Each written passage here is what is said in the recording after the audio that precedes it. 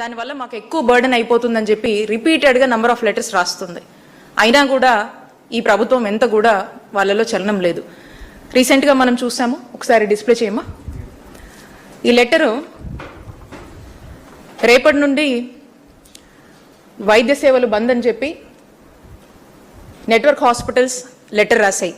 ఇందులో మనం చూసినట్టయితే ఆగస్టు ఈ నెల 10 నుంచి, అంటే ఈ రోజు నుంచి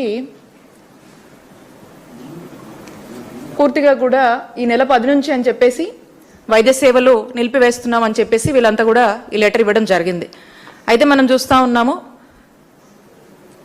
ఇక్కడ ఏడాది కాలంగా మేము పడుతున్న ఆర్థిక ఇబ్బందులను ప్రజలంతా అర్థం చేసుకుంటారని భావిస్తున్నాం. ఇంతకాలం మీకు సేవ చేశాం, ఈ కష్టకాలంలో మాకు అండగా నిలవాలని ప్రజల్ని కోరుకుంటున్నాం. ఇక్కడ మనకు స్పష్టంగా అర్థమవుతుంది, ఏడాది కాలంగా మేము పడుతున్న ఆర్థిక ఇబ్బందులను ప్రజలంతా అర్థం చేసుకుంటారని భావిస్తున్నాం అంటున్నారు. మా హాస్పిటల్స్ కూడా మనం చూసినట్టయితే ఈ సంవత్సర కాలంగా ఆశాస్ అయితే నియర్లీ 20 times అనేక రిప్రజెంటేషన్స్ ఇవ్వడం జరిగింది.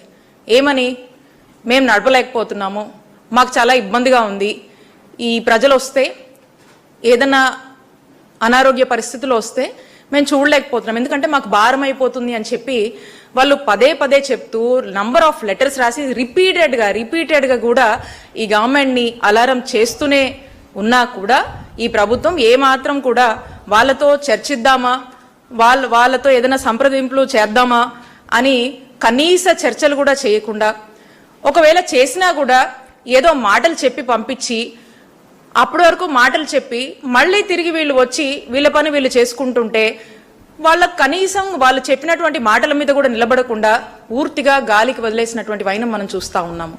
కాబట్టి ఇక నిరుత్సాహం పడి ఇక ఏదైతే ఈ బకాయిలు పేరుకుపోయి ఇక మా వల్ల కాదు అని చెప్పి దేశంలో ఎక్కడ ఏ రాష్ట్రంలో కూడా ఆరోగ్యశ్రీ సేవలు నిలిపివేయలేదు. మొట్టమొదటిసారి మన ఆంధ్రప్రదేశ్ రాష్ట్రంలో కూటమి ప్రభుత్వంలోనే మనం చూస్తూ ఉన్నాము. దీని అర్థం పూర్తిగా వైద్య ఆరోగ్య రంగం కూటమి ప్రభుత్వం వచ్చాక ఫెయిల్ అయింది.